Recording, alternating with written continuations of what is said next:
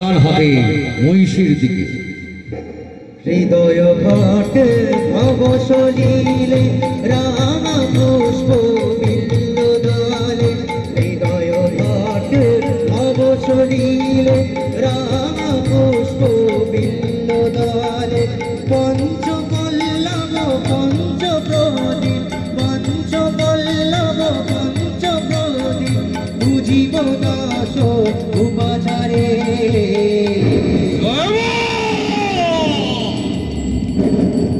মহিষের রক্তে মায়ের বেলি ভেসে যেতে লাগলো। মহিষের রক্ত অর্পণ করলো তার সাঙ্গ পাঙ্গরা মায়ের ঘটে। ভীম সর্দার মহিষ বলি দিয়ে পূজা শেষ করলো। যে অস্ত্র এবং লাঠি দিয়ে ভীম সর্দার তার সাঙ্গ পাঙ্গরা নিরীহ মানুষকে অত্যাচারে জর্জরিত করে তুলত, সেই লাঠি এবং অস্ত্রের কসরত দেখেই ভীম সর্দার তার সাঙ্গ পাঙ্গরা ডাকাতি বেরোত। ভীম সর্দার চলেছে মায়ের সামনে লাঠি খেলা দেখাবার জন্য।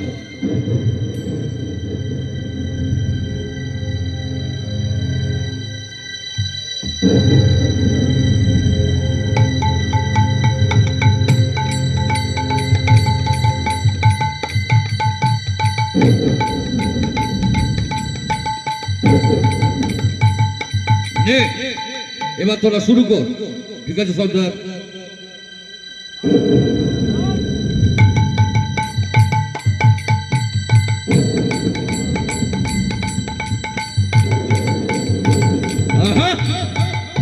শুধু ওভাবে নয়, তোদের যেভাবে শিখিয়েছিলাম তোরা ঠিক সেইভাবে লাঠির খেলা দেখা মায়ের সামনে। ঠিক আছে সর্দার?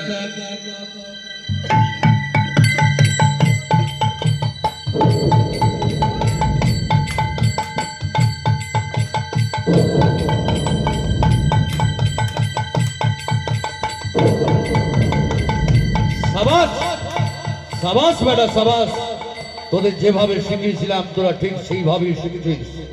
কালো এদিকে আয়। বলো সর্দার, তুই সব সময় করো নজর রাখবি তেলে বেরো দক্ষিণ দিকটা। ঠিক আছে সর্দার? আর লাল এদিকে শোন। বলো সর্দার, তুই সব সময় করো নজর রাখবি তেলে বেরো উত্তর দিকটা। আমি করো নজর রাখছি তেলে বেরোর পূর্ব আর পশ্চিম দিকটা। গভীর রাত্রির পর আসে যেমন সুন্দর সোনালী প্রভাত, তেমনই এলো সেই শুভদিন, যে শুভদিনে সারদা আজ দক্ষিণেশ্বর যাত্রা শুরু করবেন। খুব ভোরে শান সেরে তিনি অপেক্ষা করছিলেন নিজের দাওয়ায় গ্রামবাসীদের জন্য। ভোরের আলো ফোটার সাথে সাথে গ্রামবাসীরা তার গৃহে এসে উপস্থিত হলো। সারদার কাল বিলম্ব করলেন না, তার ইষ্ট দেবতাকে স্মরণ করে বেরিয়ে পড়লেন দক্ষিণেশ্বরের উদ্দেশ্যে। কামারপুকুর থেকে আরামবাগ, আরামবাগ থেকে তারকেশ্বর, তারকেশ্বর থেকে দক্ষিণেশ্বরের দিকে। তখনকার দিনে ছিল না এত ভালো রাস্তাঘাট, ছিল না এত ভালো যানবাহন, তাই তখনকার দিনের মানুষ পায়ে হেঁটে বিভিন্ন কাজকর্ম মেটাতেন। আবার তখনকার দিনে গরুর গাড়ি এবং পালকির প্রচলন থাকলেও তা তো সবার সাধ্যের মধ্যে ছিল না, তাই পায়ে হেঁটেই তখনকার দিনের মানুষ এক প্রান্ত থেকে অন্য প্রান্তে বিভিন্ন কাজকর্ম মেটাতেন। আবার তখনকার দিনের মানুষের এও ধারণা ছিল যে পায়ে হেঁটে তীর্থযাত্রা করলে নাকি মানুষের পূর্ণ অধিক হয়, তাই হয়তো তখনকার দিনের মানুষ পায়ে হেঁটে তীর্থযাত্রা করতেন পূর্ণ লাভের আশায়। সারদা যখন এইভাবেই আরামবাগের দিকে এগিয়ে চলেছেন, বেশ কিছু দূর যাবার পর লক্ষ্য করলেন লক্ষ্মী বারবার তাদের দল থেকে পিছিয়ে পড়ছে। সারদা বুঝতে পারলেন লক্ষ্মীর নিশ্চয়ই শরীর অসুস্থ হয়েছে, তাই লক্ষ্মীর কাছে এগিয়ে গেলেন সারদা। লক্ষ্মীকে জিজ্ঞাসা করলেন তার পিছিয়ে পড়ার কারণ কি। সে বলল তার শরীর বড় অসুস্থ, তাই একটি গাছতলায় সারদা লক্ষ্মীকে নিয়ে সিংহ দিয়ে সেবা করতে লাগলেন, শুশ্রূষা করতে লাগলেন। তার কাকির সেবা শুশ্রূষায় লক্ষ্মী ধীরে ধীরে সুস্থ হলো বটে, কিন্তু তার সুস্থ হতে হতে ভোর দুপুর হয়ে গেল। চৈত্র মাস তীব্র তাপদাহ, তাই লক্ষ্মী বলে উঠলো, ও কাকি আর দেরি করুনি, চলো চলো আমরা বঞ্চে ফিরে গিয়ে যাই। লক্ষ্মীর কথা শুনে আবার লাহাবাড়ির জমিদার গিন্নি ভাসুরপুর সহ বৃদ্ধ মানুষটি আবারও এগিয়ে চললো আরামবাগের দিকে। তারা এগিয়ে চলেছে চৈত্র মাসের তীব্র তাপদহে। পথের ছোট্ট ছোট্ট বালকন্যাগুলো যেন অগ্নিপিণ্ডে পরিণত হয়েছে। সন্ধ্যার মধ্যে তাদের তারকেশ্বর পৌঁছাতেই হবে, তাই তারা দ্রুত এগিয়ে চলছেন তীব্র তাপদহের মধ্যে খালি পায়ে। তাদের একটাই আশা, তারা মা ভবতারিণীকে দর্শন করবেন। পথের ক্লান্তি ভুলে স্নেহ ভরা কোলে তব মা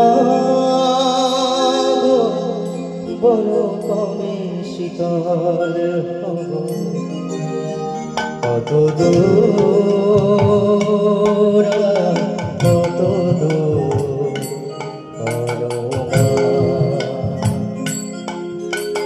পথের ক্লান্তি কোলে স্নেহ ভরা কোলে তব পাবো কবে শীতল হব, কত দূর কত দূর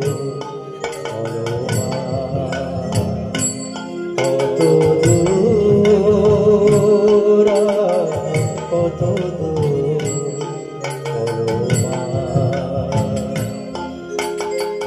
আধারের প্রকৃতিতে হয় না মাগো তোমার চরণে জানি পাব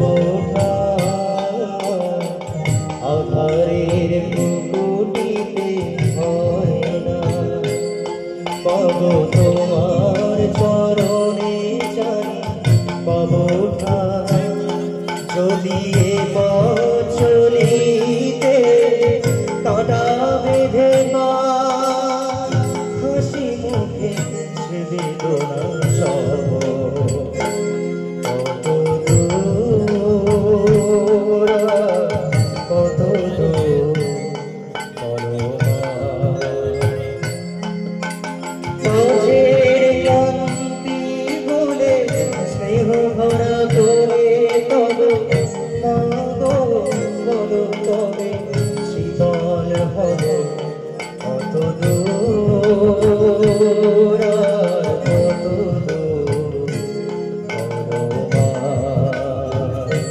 কত দূর কত দূর কত ও কাকি, তুমি ভোর দুপুর বেলা করলা আমার রাস্তার মাঝে বসে বললে কেন গো? ওরে দেখ দেখ লক্ষ্মী, নিশ্চয়ই খুঁড়ির পায়ের নিচে একটা ফুল কিছু ফুটেছে, ওই দেখি দেখি। ও মা, কি গো কাকি, তোমার যে একবার পায়ের নিচ রক্তে ভেসে যাচ্ছে। ওরে লক্ষ্মী দেখ দেখ কি আবার ফুললো, দাঁড়াও দাদা দেখছি দেখছি। ও মা, কত বড় কাঁটাটাই না ফুকেছে তোমার পায়ের নিচে। দাঁড়াও দাঁড়াও বার করে দিচ্ছি। সব কাঁটাটা আবার বের হলো না। ওরে যা হয়েছে হয়েছে, যাতে পায়ের নিচে রক্তটা বন্ধ হয় একটা ভালো কাপড়ের টুকরো তোর কাছে যদি থাকে বেঁধে দে দেখিনি। দিচ্ছি গো দাদা দিচ্ছি। এবারে লক্ষ্মী একটি ভালো কাপড়ের টুকরো সারদার পায়ের নিচে বেঁধে দিল, রক্ত যাতে বন্ধ হয়। অন্যদিকে লাহাবাড়ির জমিদার গিনি বলে উঠলেন, ও সারু গো, তোমার পায়ের নিচ থেকে কতখানি না রক্ত বের হয়েছে, নাও নাও আমার কাছে একটু জল আছে, খেয়ে নাও, দেখিনি আরাম বোধ করবে। কোন জমিদার গিন্নি সযত্নে সারদাকে জল খাইয়ে দিতে লাগলেন। অন্যদিকে তার ভাসুর লক্ষ্য করলো মধ্য গগনের সূর্যদেব পশ্চিম দিকে ঢলতে শুরু করেছে। সন্ধ্যের আগে তারকেশ্বর পৌঁছাতে না পারলে তাদের ডাকাতির কবলে পড়তে হবে। তাই ভাসুর বলে উঠলো, ও খুড়ি, এখন কেমন বুঝছক্ষণ, আর দেরি করবি, নাও নাও চলো চলো, আমাদের তেলে ফেরো যে সন্ধ্যার আগে বেরোতে হবে গো। সারদা বুঝতে পারছিলেন, তিনি সোজা হয়ে বসতে পারছিলেন না, তিনি হাঁটবেন কি করে। তবুও তিনি বারবার উঠে দাঁড়াবার চেষ্টা করছিলেন এবং যখনই এগোবার চেষ্টা করছিলেন তখনই পড়ে যাচ্ছিলেন। তাই লক্ষ্মী বলে উঠলো, খবরদার কাকি, তুমি আর এক পা এগোবনি, এই গাছতলায় তুমি চুপটি করে বসো, যতক্ষণ না তোমার পায়ের নিচে যন্ত্রণা বন্ধ হচ্ছে তুমি এখানে চুপ করে বসে থাকো। লাবাড়ির জমিদার গিন্নি বললেন, তা বললে হরি লক্ষ্মী, ওরে আমার গায়ে যে একটা গয়না, ডাকাতির কবলে পড়লে গয়নাও যাবে, প্রাণটাও যে যাবে। তোমরা কি গা দেখছো নি, কাকি সোজা হয়ে বসতে পারছো না, আর তোমরা শুধু ডাকাতির গল্প আর ডাকাতির গল্প। সারদা বললেন, ওনারা ঠিকই বলেছেন, যা যা তুই বলছে এগিয়ে যা, আমি পরে যাবো ফোন। না কাকি না, তোমাকে একা ফেলে রেখে আমি কোথাও যাবো নি। সারদা গম্ভীর কণ্ঠে বললেন, এটা আমার আদেশ, তুই এখনই ওনাদের সঙ্গে তারকেশ্বরের দিকে রওনা দিবি। সারদার কথা শুনে উঠে দাঁড়ালো লক্ষ্মী, কারণ তার কাকির আদেশ তো সে কখনো কোনোদিন অমান্য করেনি, তাই আজও করল না। বারবার পিছন ফিরে তাকাতে চাইল লক্ষ্মী, কারণ তার কাকিকে ছেড়ে সে কখনো কোনোদিন কোথাও যায়নি। অন্যদিকে সারদা তাকিয়ে রইলেন যাত্রী দলের দিকে। যাত্রী দল আস্তে আস্তে তেলোবেলোর গভীর অরণ্যে মিশে গেল। সারদা বসে রইলেন চুপটি করে গাছতলায়। আস্তে আস্তে পশ্চিম দিকের সূর্যদেব ধরে পড়ল, আধার নামলো, চারদিকে ঘন অন্ধকার আর চিচিপোকার বিভিন্ন পশু পাখির ডাকে এলাকা যেন ভয়াল ভয়ঙ্কর হয়ে উঠল। সারদা বুঝতে পারলেন মেয়ে মানুষও এখানে বসে থাকা ঠিক হবে না, তাই সারদা এগিয়ে চললেন আস্তে আস্তে। তিনি বারবার এগিয়ে যাবার যখন চেষ্টা করছিলেন, আবার বারবার থামছিলেন। যিনি ঠাকুর রামকৃষ্ণদেবের মায়ের কাছে ছিলেন স্বয়ং মা লক্ষ্মী, এবং ঠাকুর রামকৃষ্ণদেব বলতেন তিনি স্বয়ং সরস্বতী বিদ্যা দিতে এসেছেন। আর স্বামী বিবেকানন্দ বলতেন জ্যান্ত দুর্গা, তিনি গোটা ভারতবর্ষকে শক্তি জাগাতে এসেছেন। সেই মহাশক্তি, মহালক্ষ্মী, মহাবিদ্যা মা আজ পথ হারিয়ে ফেলেছেন, কারণ তার পরম ভক্তকে তার লীলা দেখাবেন। সারদ যখন এইভাবেই দিগ্ভ্রান্তির মতো বারবার বসে পড়ছেন, আবারও বিশ্রাম নিচ্ছেন, পথ খুঁজবার চেষ্টা করছেন, সেই সময় দক্ষিণেশ্বরের মন্দির। ঠাকুর রামকৃষ্ণদেব বিছানা ছেড়ে উঠে দাঁড়ালেন। তার চোখে ঘুম আসছিল না, তাই ঠাকুর রামকৃষ্ণদেব দৌড়তে দৌড়তে মায়ের মন্দিরের দিকে এগিয়ে এলেন আর বললেন, আমি কোথায় গেলে পাবো দেখা,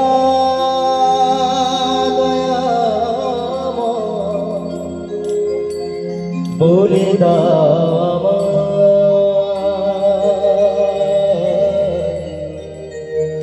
ওহে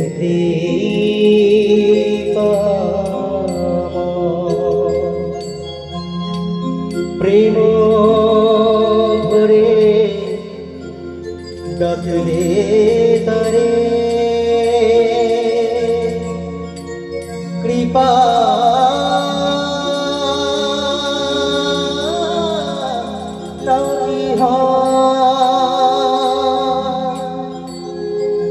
প্রেম ভরে ডাকলে তারে কৃপা নাকি মাগো কৃপা নাকি মাগো কৃপা নাকি মাগো কৃপা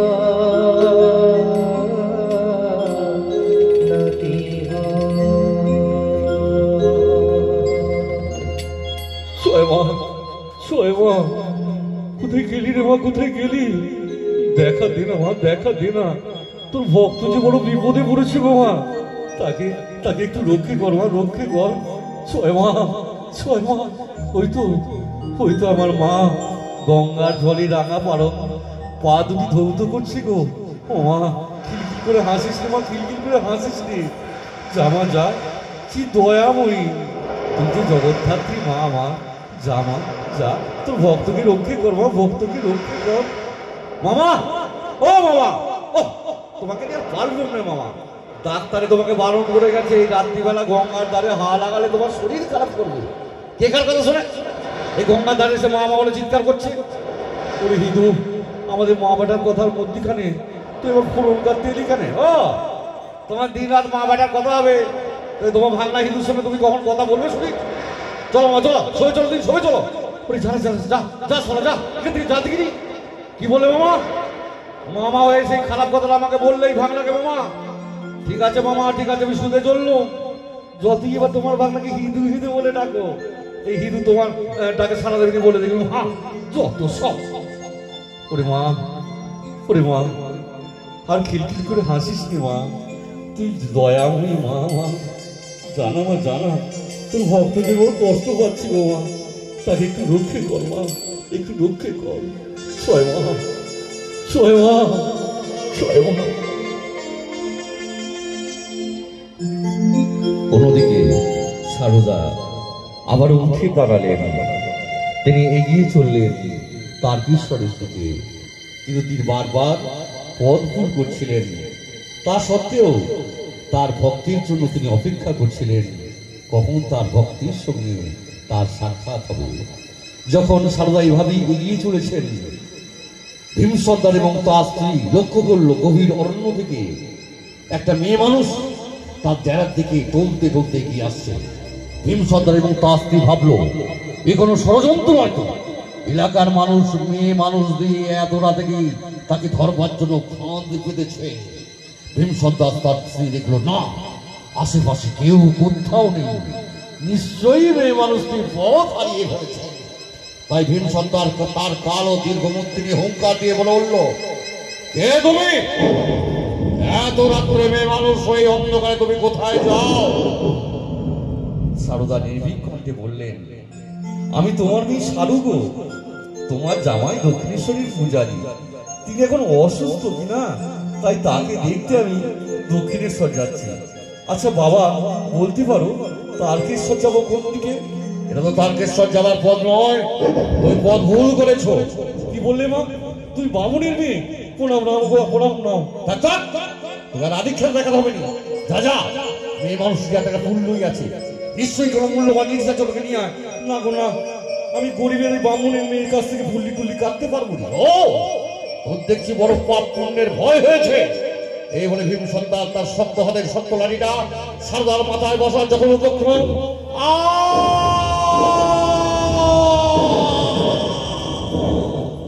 তীব্র আলোর বিচ্ছনে ভীম সর্দারের চোখ ঝলসে দেখলো।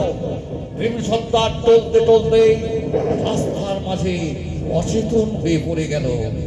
অন্যদিকে তার স্ত্রী চিৎকার করে কাঁদতে লাগলো। তার স্বামীর কাছে গিয়ে সে বারবার তাকে তুলতে লাগলো, কিন্তু আজ তার স্ত্রী শত ডাকেও ভীম সর্দার সাড়া দিচ্ছে না। অথচ মা সারদা তিনি বারবার বলেছেন, আমি সতের মা, আমি অসতের মা, আমি শরতের মা, আমি আজাদের মা। তাই তো তার সেই হাতের পরশ বুলিয়ে দিলেন ভীম সর্দারের মাথায়। মায়ের সেই পরশ পেয়ে ভীম সর্দার দেখলেন এ কোন মেয়ে মানুষ, যে মেয়ের মধ্যে তার আরাধ্য মাকে সে দেখতে পেল। এসব যে সে মেয়ে নয়। ভীম সর্দার জোড়হাত করে কাঁদতে লাগলো আর বলল, মা, মা গো, তুমি আমায় ক্ষমা করো, তুমি আমায় ক্ষমা করো। কোথা হতে তুমি এলে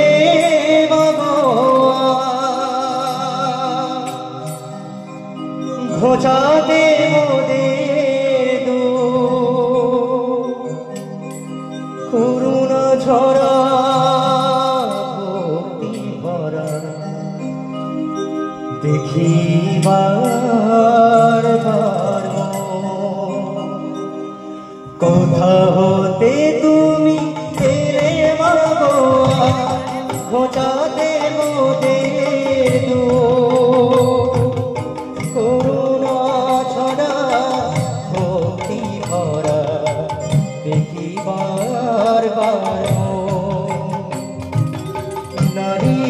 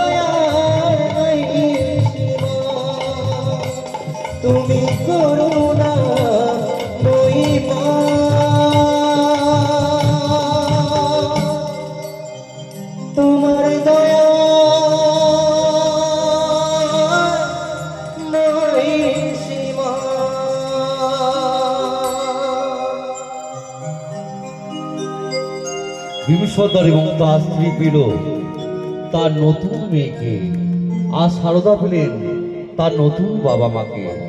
তাই ভীম সর্দার আর কাল বিলম্ব না করে সেই রাতেই তার বাড়িতে নিয়ে উপস্থিত হলো সারদাকে। তখনও রাতের অন্ধকার কাটেনি, ভোরের আলো ফোটেনি।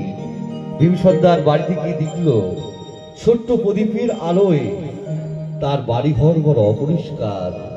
তাই ভীম সর্দার তার স্ত্রী তার নতুন মেয়েকে নিয়ে পৌঁছালো তাদের বাড়িতে। ভীম সর্দার যখন দেখতে পেল বাড়ির দা বড় অপরিষ্কার, নিজে হাতে পরিষ্কার করতে লাগলেন। ভীম সর্দারের স্ত্রী দেখলো একজন বাবা তার নতুন মেয়েকে পেলে হয়তো আনন্দের সীমা থাকে না। আজও ভীম সর্দারের আনন্দের সীমা ছিল না। তাই একটি মাদুর এনে মাদুর পেতে দিল তার বাড়ির দাওয়ায়, নিজে হাতে বসালেন তার নতুন মেয়েকে। ভীম সর্দার রাস্তায় জানতে পেরেছেন সারদার পায়ের নিচে যন্ত্রণা এখনো কমেনি। তাই পায়ের নিচ থেকে কাঁটাটি বের করে দিলেন ভীম সর্দার। কাঁটাটি বের করে দিয়ে এলাকা থেকে গাছ গাছালি আনার চেষ্টা করলেন। গাল গাছালি দিয়ে তিনি চাপান তৈরি করলেন। সেই চাপান যখন সারদার পায়ের নিচে দিলেন, সারদা বুঝতে পারলেন সারাদিনের তীব্র যন্ত্রণা থেকে তিনি মুক্তি পেয়েছেন। তাই ভীম সর্দার তার স্ত্রীকে বলে উঠল, যাও যাও, ওগো শুনছো, বাড়ির ভেতর কি খাবার আছে দেখো দেখিনি। ভীম সর্দারের স্ত্রী রান্নাঘরে গিয়ে দেখলো খাবার মতো তার বাড়িতে আজ কিছুই নেই। খই বাতাসা পড়ে রয়েছে তার বাড়িতে। সেই খই বাতাসাই নিয়ে এলো তার নতুন মা তার মেয়েকে খাবার জন্য। সারদা দেখলো তার নতুন পিতামাতা ছোট্ট শিশুকে যেমন একজন নতুন পিতামাতা আত্মীয় পরিজন খাইয়ে দেন নিজে হাতে, তারা লক্ষ্য রাখেন ছোট্ট শিশুটির গায়ে যেন একটা মশা মাছিও বসতে না পারে। সেভাবেই তার নতুন পিতামাতা তাকে সিংহাসিস দিয়ে ভরিয়ে ধরলেন। সারদা বিস্মিত হলেন তার নতুন বাবা মার সিংহাসিস দেখে। ভীম সর্দার জল খাইয়ে দিলেন এবং জল খাবার শেষে মুখ মুছিয়ে দিলেন। সারদার সারাদিনের তীব্র যন্ত্রণা আর পরিশ্রমে চোখে নিদ্রা নেমে এলো। তিনি ঘুমিয়ে পড়লেন ভীম সর্দারের দাওয়ায় নিশ্চিন্তে। যে ভীম সর্দারের নাম শুনলে আবার বৃদ্ধবনিতা কম্পিত হয়ে উঠত। এলাকার মানুষ আড়ালে আবদারে ভীম সর্দারের সমালোচনা করত, ঘৃণা করত, থুতখাট দিত। যে ভীম সর্দারের দাপটে এলাকার মানুষ আতঙ্কে হতো, সেই ভীম সর্দারের দাওয়ায় আজ নিশ্চিন্তে ঘুমিয়ে পড়েছেন সারদা। আস্তে আস্তে ভোরের আলো ফুটল। পূর্ব দিকের সূর্যদেব, সূর্যের আলো একখানা আলো যখন সারদার মুখে পড়ল, তার বাবা মা দেখলো অন্য কোনো ভোরের আলোর চেয়ে আজকে ভোরের আলোই তার বাড়ি যেন আলোকিত হয়ে উঠেছে। তাই ভীম সর্দার তার স্ত্রী এক দৃষ্টিতে তাকিয়ে রইল সারদার মুখ পানে। সারদা ঘুম ভাঙল। তিনি সোজা হয়ে বসলেন, পা মিলে বসে আছেন তার বাড়ির দাওয়ায়। গোটা বিশ্ববাসীকে যেন এই কথাই বলতে চাইছেন, আমি সতেরো মা, আমি অসতেরো মা, আমি শরতেরও মা, আমি আজাদেরও মা। ভয় কি বাবা? যখন কোনো বিপদে পড়বে ভাববে তোমার একজন মা আছেন। কৃপা করো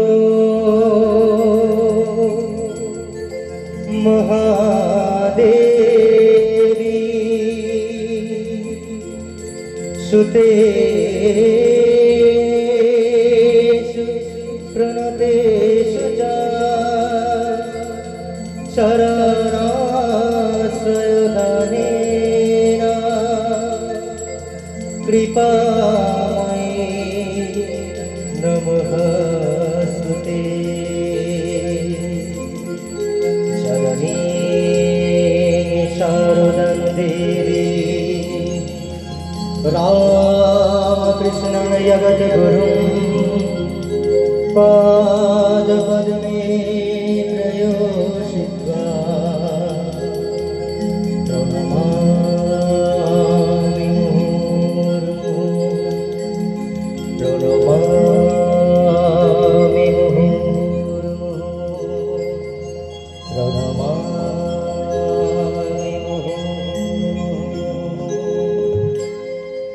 আর সারদা তার বাবার গিয়ে থাকতে চাইলেন না। তার জন্য অপেক্ষা করছে গ্রামবাসীরা তারকেশ্বরে। তাই তার বাবা মা তত্ত্ব নিয়ে এগিয়ে চলল তার জামাইয়ের কাছে মেয়েকে পৌঁছে দেওয়ার জন্য। তারা যখন তারকেশ্বর থেকে বিভিন্ন যানবাহন এবং হেঁটে যখন বাড়ির ফেরিঘাটে পৌঁছালো, তখনও সন্ধে হবার সময়। মা শারদা দেখছেন গঙ্গার ওপারে মাতা ভবতারিণীর মন্দির, আর মা ভবতারিণী যেন তাকে হাত নেড়ে ডাকছেন। যখন গোটা ভারতবর্ষের বিদেশি শক্তি, বিদেশি শিক্ষা গোটা ভারতবর্ষকে গিলে খেতে চাইছে, বাঁকুড়া জেলার ছোট্ট মেয়ে শারদা অর্থাৎ শারু গোটা ভারতবর্ষকে দু হাতে বদলে দিতে চলেছেন। শারুর শক্তিতেই ভারতীয় বিপ্লবীরা আবার জেগে উঠবে, পরাধীনতার শৃঙ্খল থেকে মোচন হবে গোটা ভারতবর্ষ। তাই তো ছোট্ট শারু অর্থাৎ শারদা কলকাতায় পদার্পণ করছেন নৌকা বিহারের মধ্য দিয়ে। ছোট দিন ভাষারে গঙ্গা নদীর জলে ভয় কি আমার আছে বলো, আমি আছি চরণ তলে। হেইয় হেইয় মার হেইয় হো, হেইয় হেইয় মার হেইয় হো, হেইয় হেইয় মার হেইয় হো, হেইয় হেইয় মার হেইয় হো। ছোট্ট ডিঙা ভাষা রে গঙ্গা নদীর জলে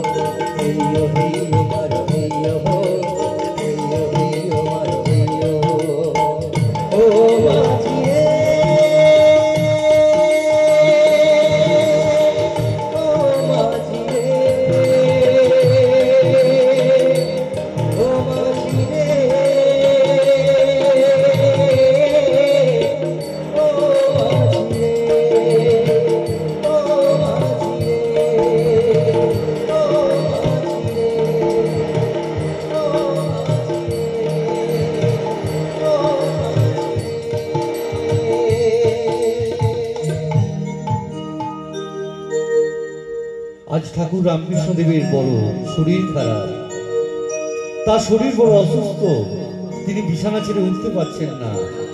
কিন্তু তার মা ভবতারিণী সে কথা শুনবেন কেন? তাই তো ছেলের শিউরে গিয়ে বসে আছেন মা ভবতারিণী। মা ভবতারিণীর ডাকে ঠাকুর রামকৃষ্ণদেব বিছানা ছেড়ে উঠলেন। সন্ধ্যা পেরিয়ে গেছে। সন্ধ্যা দক্ষিণেশ্বরের মন্দিরে প্রদীপের আলোয় দক্ষিণেশ্বরের মন্দির উদ্ভাসিত। ঠাকুর রামকৃষ্ণদেব এগিয়ে চলেছেন। এমন সময় আকাশ বাতাস যেন এই কথাই বলতে চাইছে, এক পাগল শ্রীরাম কৃষ্ণ দক্ষিণেশ্বরে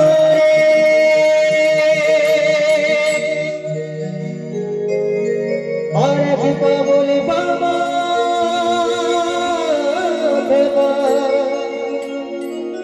তারা পিঠের পরে তেরা দুই পাগলে যুক্তি করে, তেরা দুই পাগলে যুক্তি করে ঘর ছেড়ে যায় বনে পাগলা কারো দুনিয়া পাগল খোঁজে পাগল জানে পাগলা কারো দুনিয়া পাগল খোঁজে পাগল জানে ভবের খাঁটি কথা ভবের খাঁটি কথা চল রাতে মনে পাগলা কারো দুনিয়া পাগল খোঁজে পাগল জানে পাগলা কারো দুনিয়া পাগল খোঁজে পাগল জানে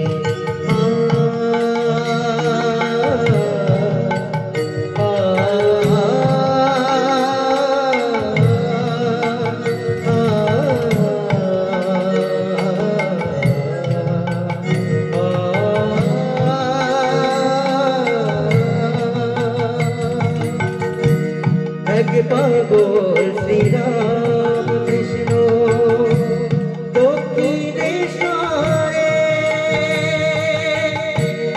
আর এক পাগল বাবা খেপা তারা পিঠে পরে এক পাগল শ্রীরাম কৃষ্ণ দক্ষিণেশ্বরে আর এক পাগল বাবা খেপা তারা পিঠের পরে এরা দুই পাগলে যুক্তি করে দুই পাগলে যুক্তি করে ঘর ছেড়ে যায় বনে পাগলা কারো দুনিয়া পাগল মোজে পাগল চলে পাগলা কারো দুনিয়া পাগল মোজে পাগল চলে পাগলা কারো দুনিয়া পাগল মোজে পাগল চলে পাগলা কারো দুনিয়া পাগল খোঁজে পাগল জানে। সোয়মা এই তুই এখানে ছিলিস গো মা, তোকে নিয়ে আর পারিনি গো মা, তোকে নিয়ে আর পারিনি। তুই কখনো ডাইনি, কখনো বাঁয়ে, কখনো উঠছি, আবার কখনো সম্মুখে আমার। কেন বারবার এই লুকোচুরি খেলা খেলিস গো মা? সোয়মা আবার তুই লুকোচুরি খেলা খেলছিস? কোথায় গেলি রে মা?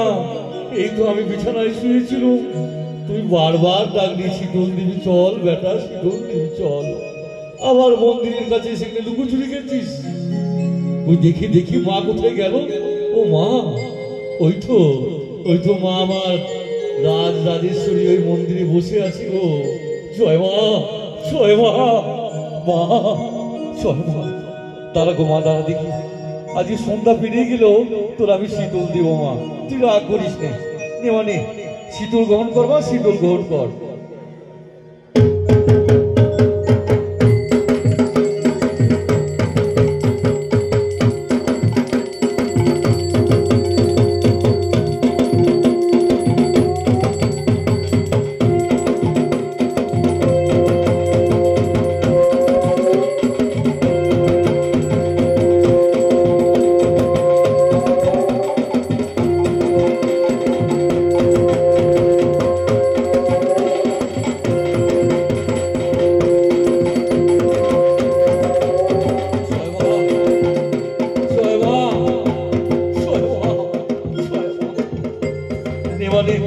এবার খেয়ে নে দেখিনি, মা খেয়ে নে।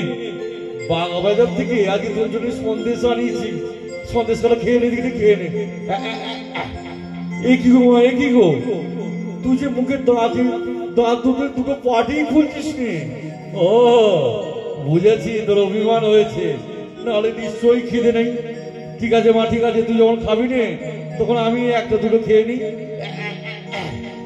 কি বলবো মাগো, কি বলবো, তুই বিশ্বাস করবি নে, আজকে বাঁকা বাজারের ময়রারা যা সন্দেশখানা তৈরি করেছিল না, তোর খেলে পেটও ভরে যেত আর মনও ভরে যেত। তুই তো খেলিস নি মা, আমি আর একটা খাই, আর একটা খাই।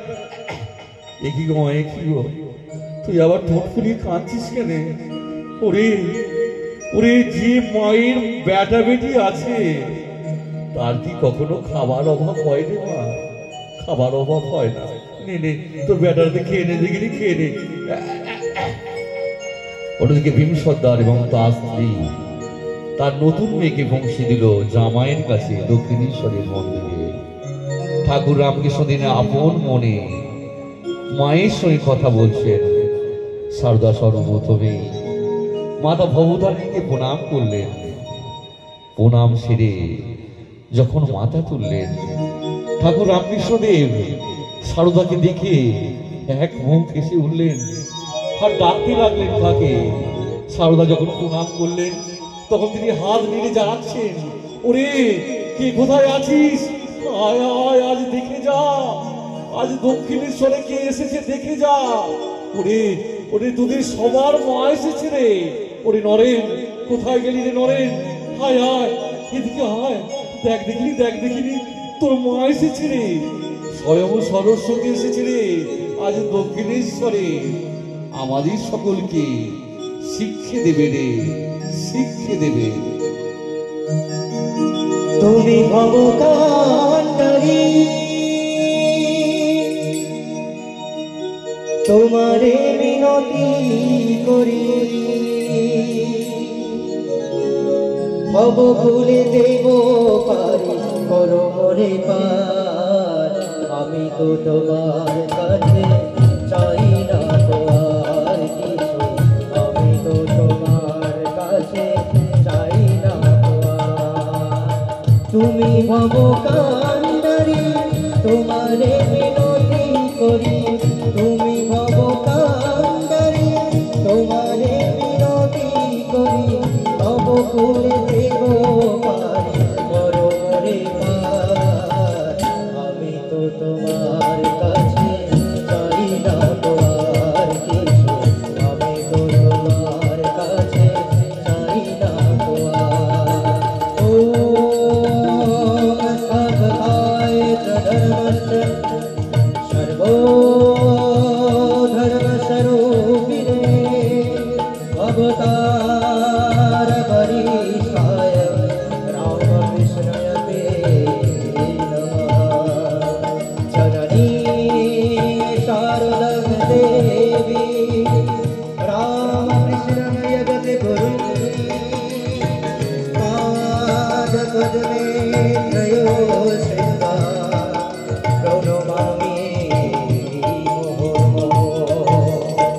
নমো শ্রী জ্যোতিরাজায় বিবেকানন্দ সুরয়ে সত্যির সুখ স্বরূপায় স্বামিনে তাপহরিণে।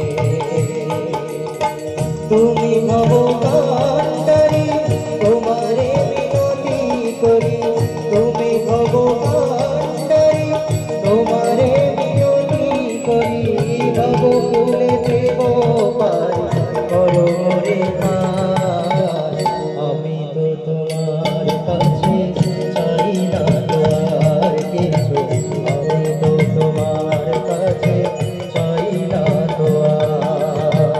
আমি তো তোমার কাছে চাই না তো আর কিছু, আমি তো তোমার কাছে চাই না তো আর।